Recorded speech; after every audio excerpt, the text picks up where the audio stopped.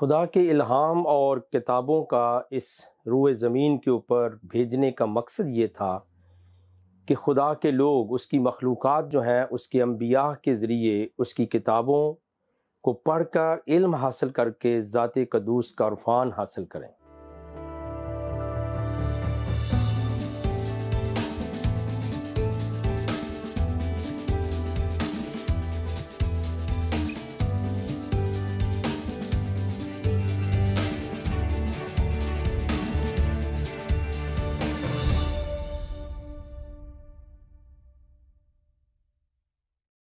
میں ہوں آپ کا میزبان پاسٹر صدیق پال، اپنے پروگرام دوستی کا ہاتھ بھائی صدیق کے ساتھ میں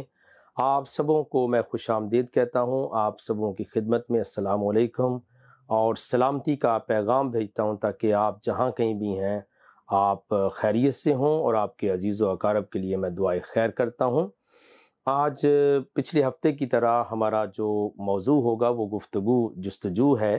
یعنی ایسی گفتگو کی جائے جس کو سن کر انسان کے اندر، ناظرین کے اندر مزید جاننے کا، علم حاصل کرنے کا،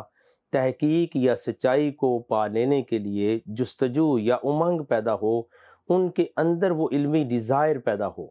تو آج ہم اس پروگرام میں آپ کے لیے بہت ایک اچھا سلسلہ لائے ہیں، اور وہ ہم نے عرض کیا تھا کسی پچھلے پروگرام کے اندر کہ ہم قرآن شریف کی دوسری سورہ جو ہے،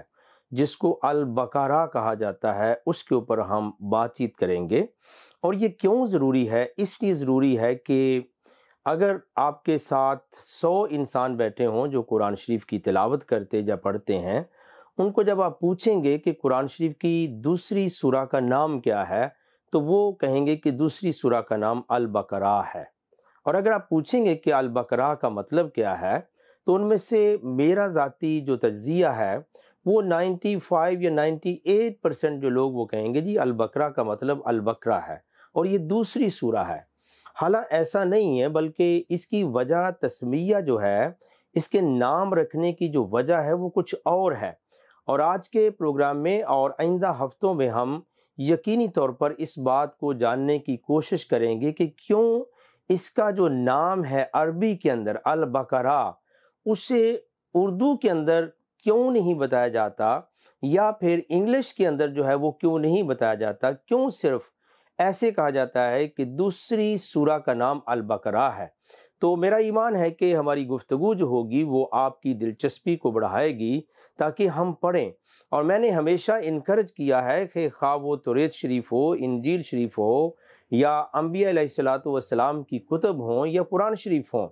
پڑھے بغیر آپ کامنٹس نہیں کر سکتے، آپ کو پڑھنا پڑے گا۔ اور جب ہم پڑھیں گے تو یاد رکھیے بہت ساری جو غلط فہمیاں ہیں وہ دور ہو جائیں گی، ہماری کدورتیں دل کی دور ہوں گی، بٹرنس جو ہے، وہ تلخی جو ہمارے اندر ایک تیزاب کی طرح پلتی ہے دونوں مذاہب کے درمیان میں، وہ ختم ہوگی۔ تو اس لیے پیارے عزیزو، ہم نے چناؤ کیا ہے کہ قرآن کے بہت ساری صورتیں ہیں جن کے نام صرف عربی کے اندر بتائے جاتے ہیں، لیکن اردو کے اندر، انگلش کے اندر یا دیگر زبانوں کے اندر ان کا ترجمہ نہیں کیا جاتا۔ تو میں آپ کے سامنے چند باتیں جو ہیں وہ رکھوں گا جو یقینی طور پر اس گفتگو کا حسن ہوں گی کہ ہمارے ناظرین جو ہیں اور اس پروگرام کے جو مداح ہیں وہ اس کو سمجھیں اور سنیں، اور پھر اپنا فیصلہ کریں کہ واقعتاً ہم نے کبھی ایسے کیوں نہیں سنا، یا ہمیں ایسا کیوں نہیں بتایا جاتا ہے۔ تو اس وقت قرآن شریف جو ہے وہ میرے ہاتھوں میں موجود ہے،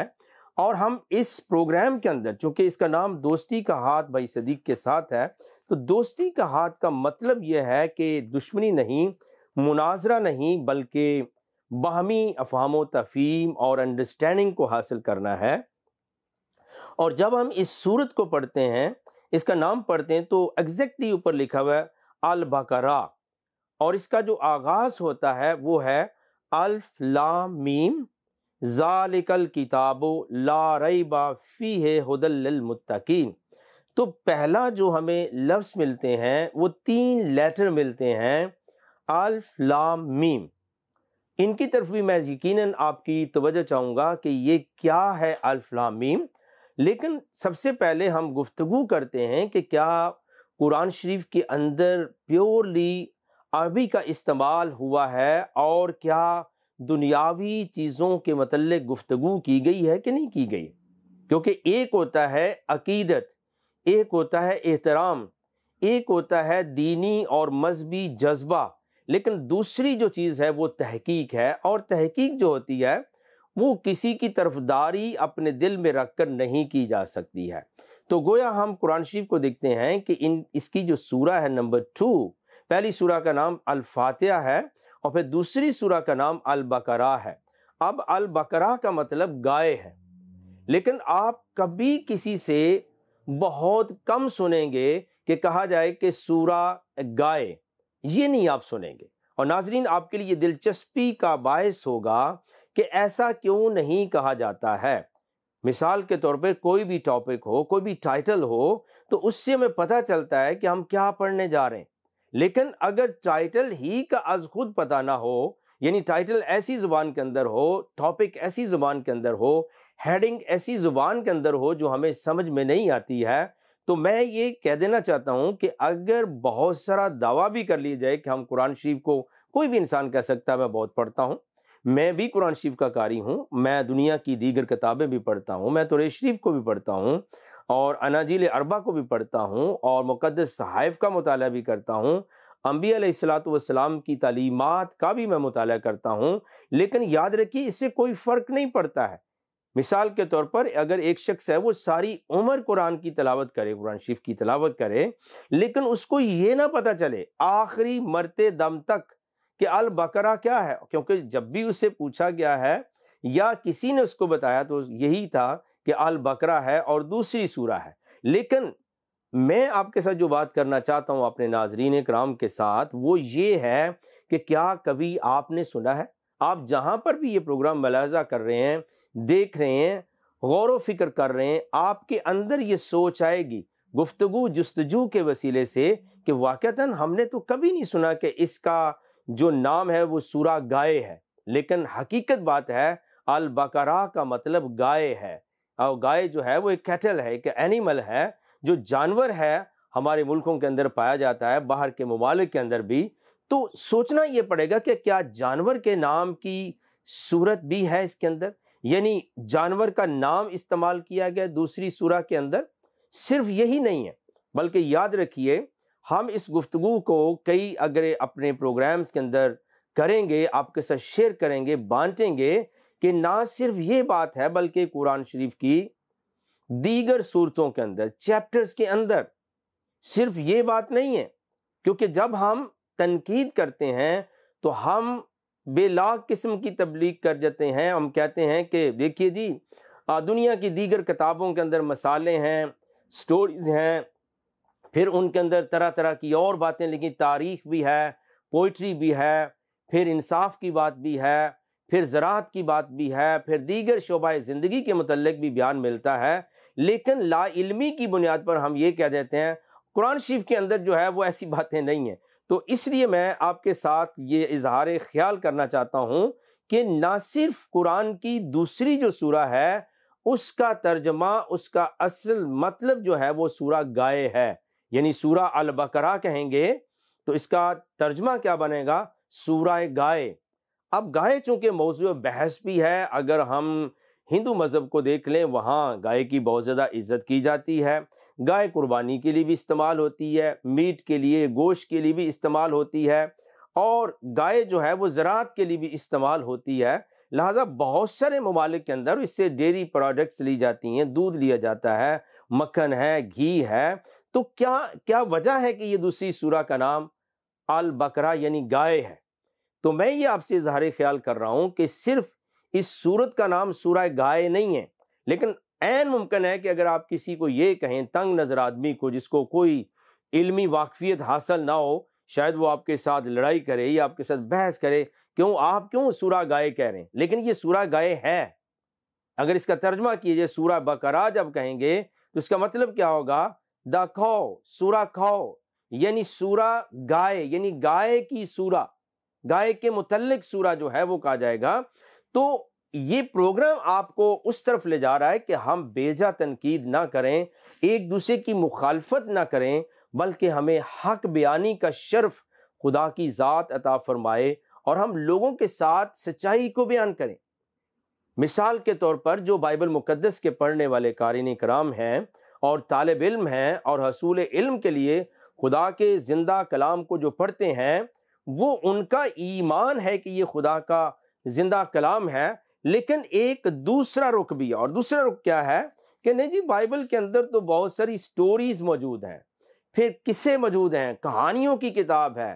مثالیں دی گئی ہیں، اور پھر طرح طرح کے الزام ہم لگاتے ہیں۔ لیکن بڑی توجہ کے ساتھ سنیے، پہلی بات جو میں نے آپ کے ساتھ شیئر کی ہے وہ سورہ بقرہ کا مطلب سورہ گائے ہے۔ تو اب اگر کوئی کہے کہ نہیں جی گائے کا ذکر قرآن میں نہیں ہے، یا ایسی باتیں، گائے کے متعلق کیا پڑھی تھی، اللہ پاک باتیں کرنا شروع کر دے، اپنا الہام کلام یا قرآن کو نازل فرمائے، ایسا نہیں۔ اسی لیے یہ پروگرام آپ کے ایمان کو جلا بخشے گا اور آپ کی علمی جو جدت ہے اس کے اندر مور اور زیادہ اضافہ کرے گا کہ ہم کیوں اس طرح سے نہیں سوچتے ہیں۔ آئیے کچھ اور بھی باتیں میں کہہ دینا چاہتا ہوں کہ نہ صرف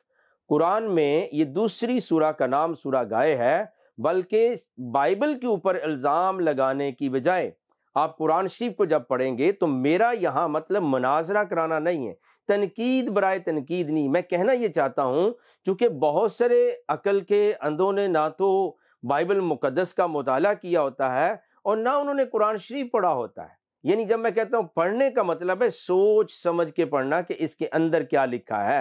اور دونوں طرف کے لوگ جو ہیں پھر وہ کم علمی کی بنیاد پر جو ہے وہ تنقید کے اوپر چلنا شروع کر دیتے، ان کی زندگی کا مسئلہ حرف تنقید کہنا بن جاتا ہے۔ تو جیسے قرآن شریف کی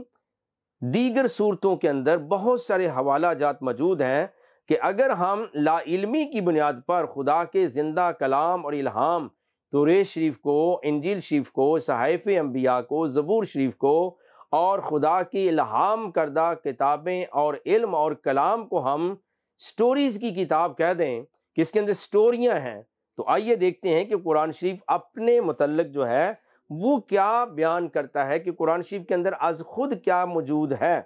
تو ایک بات میں آپ کے ساتھ رکھ کر پھر دیگر باتیں بھی میں اسی کے ساتھ یقیناً اٹیچ کرتا چلا جاؤں گا۔ قرآن کی ایک سورہ ہے سورہ الزمر، اور 39 سورہ ہے، اور اس کی 27ویں آیت میں آپ کے سامنے رکھ رہا ہوں۔ قرآن شریف میں 39 سورہ اور اس کی 27ویں آیت آپ دیکھیں گے تو آپ کو یہ علم حاصل ہوگا کہ کسی پر تنقید کرنے کی بجائے اگر ہم باتوں کو اچھی طریقے سے جان لیں تو ہمیں پھر تنقید نہیں کرنی پڑے گی، اور ہم لا علمی میں کہیں خدا کی برکتوں سے محروم نہ ہو جائیں۔ سورہ الزمر ہے اور اس کی آیت نمبر 27، 39 سورہ ہے، 39ویں سورہ ہے، اور پھر اس کی 27ویں آیت میں لکھا ہے، اور ہم نے لوگوں کے سمجھانے کے لیے اس قرآن میں ہر طرح کی مثالیں بیان کی ہیں تاکہ وہ نصیحت پکڑیں۔ وَلَقَدْ ضَرَبْنَا لِلنَّاسِ فِي هَذَا الْقُرْآنِ مِنْ كُلِّ مَثَلٍ لَعَلَّهُمْ يَتَذَكَّرُونَ۔ تو قرآن شریف خود کہہ رہا ہے کہ ہم نے کیا کیا ہے، ہم نے لوگوں کو سمجھانے کے لیے۔ یہ کون کہہ رہا ہے؟ اللہ پاک کہہ رہے ہیں کہ ہم نے لوگوں کو سمجھانے کے لیے ہم نے قرآن میں ہر طرح کی مثالیں بیان کی ہیں، مثالیں بیان کی ہیں۔ تو اگر آپ یہ کہا جائے کہ نہیں جی بائبل مقدس کے اندر مثالیں یا تماثیل موجود ہیں تو پھر قرآن شریف کے متعلق کیا کہا جائے گا؟ یقینی طور پر ہم یہ ساری باتیں، مذہبی کدورت، ہمارے اندر کینہ ہوتا ہے، ہمارے اندر تلخیاں ہوتی ہیں، ہمارے اندر جو ہے وہ تنقید کوٹ کوٹ کر بھری ہوتی ہے، اس لیے ہم ساری عمر جو ہے اس زہر کو پیتے رہتے ہیں اور لوگوں کے اندر پھیلاتے رہتے ہیں۔ تو پیارے عزیزو، قرآن شریف کی یہ سورہ الزمر جو ہے اس کی 27ویں آیت میں نے آپ کے ساتھ پڑھی۔ اللہ پاک فرماتے ہیں کہ ہم نے اس قرآن کے اندر لوگوں کو سمجھانے کے لیے، اب مثالیں دینے کا کیا مقصد ہے کہ لوگوں کو سمجھ آ جائے کہ لکھا کیا ہے، اس کا پیغام کیا ہے، تاکہ وہ نصیحت پکڑیں۔ اور اگر اس کی 29 آیت جو ہے وہ ہم دیکھ لیں، قرآن شریف کی سورہ الزمر، یہی 39ویں سورہ اور اس کی 29 ورس دیکھیں تو اس کے اندر لکھا ہے، خدا ایک مثال بیان کرتا ہے کہ ایک شخص ہے جس میں کئی آدمی شریک ہیں، مختلف المجاز ہیں، بدخو، اور ایک آدمی خاص ایک شخص کا غلام ہے، بھلا دونوں کی حالت برابر نہیں۔ الحمدللہ بلکہ یہ اکثر لوگ نہیں جانتے۔ اب قرآن شریف نے بیان کیا ہے کہ خدا ایک مثال بیان کرتا ہے۔ کون مثال بیان کرتا ہے؟ ضرب اللہ مثلا رجلا، کہ خدا ایک مثال بیان کرتا ہے ایک شخص کی، یا ایک شخص کے لیے ایک مثال بیان کرتا ہے۔ تو اب مجھے بتائیے کہ اللہ پاک جو ہے وہ قدوس ہستی ہے، پاک ہستی ہے، اس کو کیا پڑی ہے کہ وہ مثالیں بیان کرے؟ تو ناظرین کو یہ برکت ضرور مل رہی ہے کہ یہ علمی نکتہ ہے، یہ دوستی کا ہاتھ بھائی صدیق کے ساتھ، چونکہ ہم یہ چاہتے ہیں کہ پڑھا جائے۔ جب آپ پڑھیں گے نہیں، آپ ساری عمر یہی فتویٰ دیں گے کہ قرآن کے اندر تو کوئی مثالیں نہیں بیان کی گئیں، تماثیل نہیں ہیں، پرورب بھی نہیں ہے، پھر جو ہے پیرابلز بھی نہیں ہے، کچھ بھی نہیں ہے۔ لیکن یاد رکھیے کہ یہ تو سب کو جی بائبل کے اندر بیان ہے، بلکہ قرآن کے اندر تو ہے ہی نہیں۔ لیکن میں نے آپ کو پہلا حوالہ دیا ہے کہ قرآن شریف از خود بیان کر رہا ہے، جیسے ہم نے سورہ البقرہ کا متعلق بات کی تھی اسی پروگرام کے ابتدا میں، کہ اس کا مطلب صرف البقرہ کہنا کافی نہیں ہے، بلکہ اس کا مطلب سورہ گائے ہے، یعنی گائے کے متعلق یہ سورہ ہے، یا گائے کے نام سے منسوب اور معصوم یہ سورہ ہے۔ اور ہو سکتا ہے ناظرین کرام میں سے جو بہت زیادہ میجورٹی ہے، کثرت ہے، انہوں نے آج تک ایسا نہ سنا ہو، انہوں نے کبھی غور بھی نہ کیا ہو، کیونکہ ہم ایک شعر ہے، کسی انسان نے کچھ کہا تھا کہ پڑھنے کو تو سبھی خاص و عام پڑھتے ہیں، ہزاروں طوطے بھی کلمہ کلام پڑھتے ہیں۔ تو پڑھنے سے کچھ نہیں حاصل ہوتا جب تک ہم سمجھتے نہیں ہیں، یعنی پڑھیں گے، اسے سمجھیں گے، پھر ہمیں پتہ چلے گا کہ بیسیکلی حقیقت کیا ہے۔ اور اگر آج کے پروگرام کے ذریعے کسی میرے ناظر کو پتہ چل جاتا ہے، میرے محبت کرنے والوں کو پتہ چل جاتا ہے کہ سورہ بقرہ کا مطلب سورہ بقرہ مین بقرہ نہیں ہے، بلکہ اس کا مطلب سورہ گائے بھی ہے، دا کو بھی ہے انگلش کے اندر، تو قرآن شریف نے سورہ الزمر اور اس کی 39ویں سورہ کے اندر 2 آیات بیان کر دی گئی، 27ویں آیت اور پھر 29 ورس کے اندر، کہ خدا لوگوں کو سمجھانے کے لیے مثالیں بیان کرتا ہے۔ تو آپ یہ دیکھیے کہ اگر یہی تماثیل جو ہیں، پیرابل جو ہیں، اگر جناب حضرت مسیح نے، یسوع مسیح نے بیان کی ہیں، تو پھر حرف تنقید کیوں غالب آ جاتا ہے؟ اس کے پیچھے ہماری نا انصافی والی طبیعت ہے، لا علمی والا دل ہے، اور پھر اس دل کے اندر کدورت یا کینہ بھرا ہے، جو دونوں مذاہب کو، جو کہ بہت اچھے طریقے کے ساتھ بات چیت کر سکتے ہیں، ان کو ایک دوسرے سے دور کرتا چلا جا رہا ہے۔ اور بالخصوص دنیا کے ایسے ممالک بھی ہیں جہاں شاید ایسی بات کرنا ناگوار گزرے، لیکن یاد رکھیے حق چھپانے سے کبھی نہیں چھپتا ہے، بلکہ وہ بڑھتا جاتا ہے اور لوگوں کی زندگیوں کو مائل اور قائل بھی کرتا ہے۔ نہ صرف یہ بات ہے، بلکہ قرآن شریف کی 13ویں سورہ ہے اور اس کی آیت نمبر جو ہے وہ 17 میں آپ کے ساتھ پڑھتا ہوں۔ 13ویں سورہ ہے قرآن شریف کے اندر، سورہ الرعد۔ الرعد کا مطلب ہے دا تھنڈر، اس کے اوپر بھی بات ہوگی، لیکن ہم پہلے اس 13ویں سورہ کی آیت نمبر 17 کو دیکھتے ہیں۔ قرآن شریف کے اندر یہ بیان ہے، اسی نے آسمان سے مینہ برسایا، پھر اس نے اپنے اپنے اندازے کے مطابق نالے بہہ نکلے، اور پھر نالے پر پھولا ہوا جھاگ آ گیا، اور جس چیز کو زیور یا کوئی اور سامان بنانے کے لیے آگ میں تپاتے ہیں، اور اس میں بھی ایسا ہی جھاگ ہوتا ہے۔ اس طرح خدا حق اور باطل کی مثال بیان فرماتا ہے۔ سو جھاگ تو سوکھ کر زائل ہو جاتی ہے، اور پانی جو لوگوں کو فائدہ پہنچاتا ہے وہ زمین پر ٹھہرا رہتا ہے۔ اس طرح خدا صحیح اور غلط کی مثالیں بیان فرماتا ہے تاکہ تم سمجھو۔ کذالک یضرب اللہ الامثال، کہ خدا مثالیں بیان کرتا ہے کن کن چیزوں کی، تاکہ آپ سمجھ جائیں۔ حق اور باطل کو بھی ایون اگر ہم نے بیان کرنا ہے، غلط اور صحیح چیز کو بیان کرنا ہے، تو اس کے لیے بھی اللہ کا قرآن یہ کہہ رہا، اللہ پاک فرما رہے ہیں کہ میں تو مثالیں بیان کرتا ہوں۔ اب بظاہری طور پر یہ جو گفتگو ہے، یہ کوئی بڑا مناظرہ نہیں ہے، بلکہ یہ فہم بانٹنے والی بات ہے کہ ہم سمجھیں۔ ہم جب بھی اپنا منہ کھولتے ہیں، اگر ہم اللہ کے، خدا کے، رب کے گستاخ بن جائیں اور اس کے کلام الہی کی مخالفت ہم کرنا شروع کر دیں، اور یہ تو ساری مثالیں سے بھری ہوئی ہے بائبل مقدس، تو پھر قرآن شریف کے متعلق آپ کیا کہیں گے؟ کیا ہوگا؟ تو یوں گویا یاد رکھیے دنیا کے لیے ایک سوال پیدا ہوتا چلا جائے گا کہ یہ مذاہب صرف تنقید سے کیوں بھرے ہیں، یہ آرام کے ساتھ گفتگو کیوں نہیں کرتے،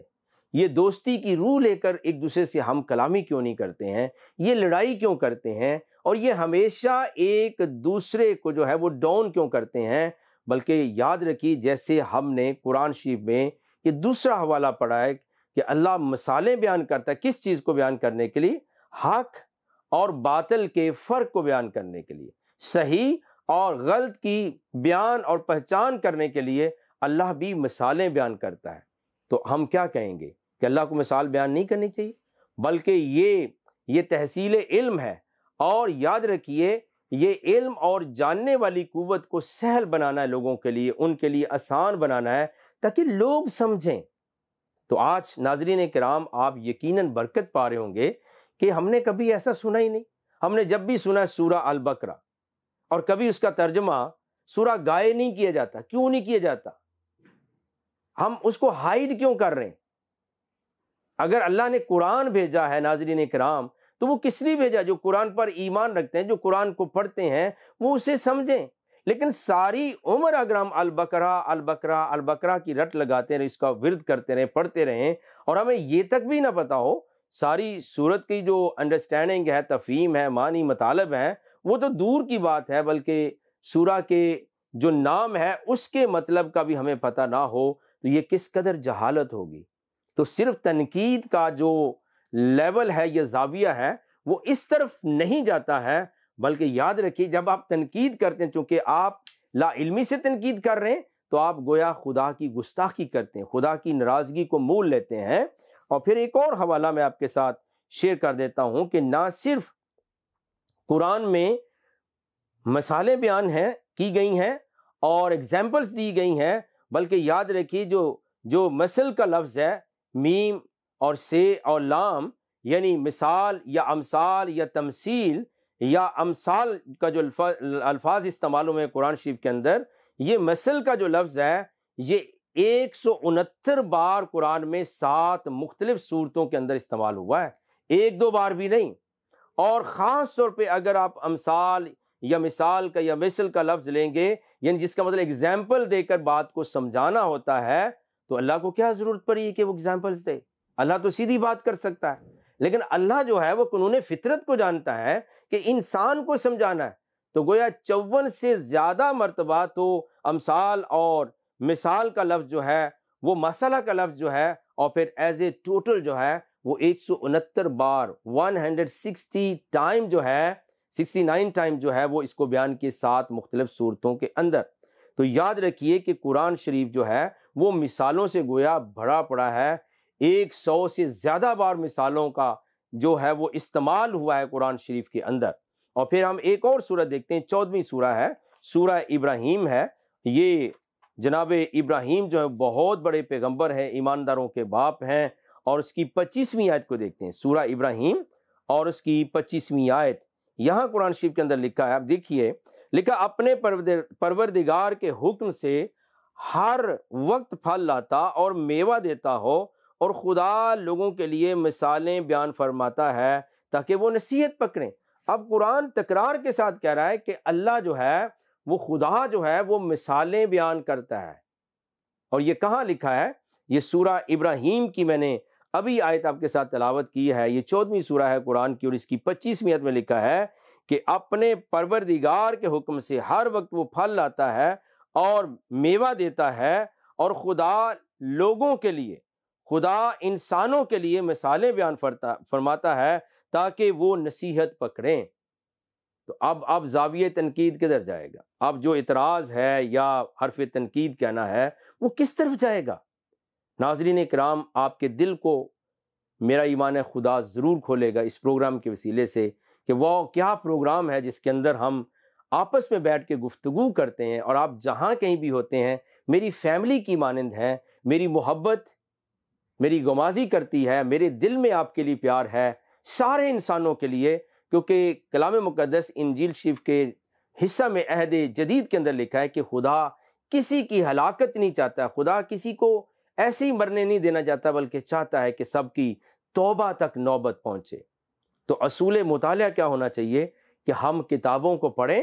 اور ان کے اوپر عمل کریں اور ان سے نصیحت حاصل کریں اور بیجا تنقید نہ کریں. ایسا نہ ہو کہ ہم خدا کے گستاخ بن جائیں، خدا کی جو برکت ہم سے دور ہو جائے اور خدا ہم سے ناراض ہو جائے. تو یہ کہنے کی بجائے کہ ہماری توپوں کا رخ ایک طرف ہو جائے، اس سے کیا ہوگا؟ اس سے ہم خدا کی ناراضگی مول لے لیں گے. تو ناظرین کرام، میری آپ سے گزارش یہ ہے کہ آپ پڑھنا شروع کر دیں، بائبل مقدس کا مطالعہ کریں، آپ اناجیل شریف کو پڑھیں، آپ زبور شریف کو پڑھیں، آپ صحائف انبیاء کا مطالعہ کریں اور آپ قرآن شریف کو بھی پڑھیں. کیونکہ یاد رکھیے، قرآن کے پڑھنے والے ایک طرح کے خود اعتمادی میں چلے جائیں گے، ہمیں تو سب کچھ پتہ ہے. اور آج جیسے میں نے عرض کی، یہ پروگرام جو ہے وہ دنیا کے پتہ نہیں کس کس خطے کے اندر اور کن ممالک کے اندر پہنچے گا خدا کی برکت سے. لیکن جیسے ہی لوگ اس پروگرام کو سنیں گے، وہ ضرور سمجھنے کی کوشش کریں گے کہ یہ بات تو حق اور سچ ہے کہ ہمیں تو سورہ بقرہ کا نہیں پتہ ہے کہ اس کا مطلب گائے ہے،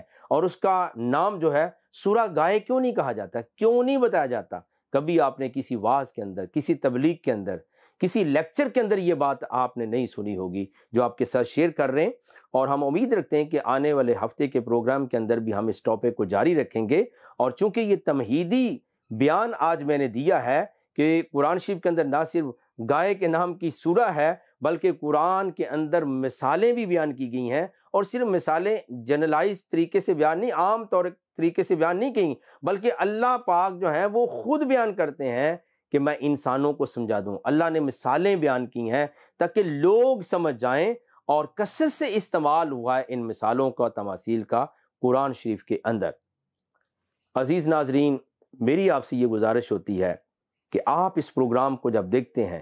آپ دعائے خیر بھی کیا کریں اور لوگوں تک شیئر بھی یہ کیا کریں. آئیے ہم دعا مانگیں کہ خدا ہمیں برکت دے. پیارے خدا رب العالمین، ہم آپ کی شکر گزاری کرتے ہیں تو جو زندہ خدا ہے، زمین کا ہر خاندان آپ کے نام سے معصوم اور منسوب ہے. آپ سب کے باپ، خالق، مالک اور رازق ہو. ہم سب کو برکت دیجیے، ہمارے ساتھ ہوں. آپ کی فیور، آپ کی برکت اور آپ کی علمیت اور حکمت ہمیں منور کرے. یہ دعا ہم تیرے کلمت اللہ، روح اللہ، کلام مجسم خدا یسوع مسیح کے نام سے مانگتے ہیں، آمین.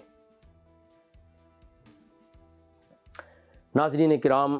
دیکھتے رہیے گا پروگرام دوستی کا ہاتھ بھائی صدیق کے ساتھ، اور اگلے ہفتے تک کے لیے میں اجازت چاہتا ہوں اس ایمان، امید اور محبت کے ساتھ کہ آپ جہاں پر بھی ہوں گے صلح اور سلامتی کے پیامبر اور سفیر ہوں گے.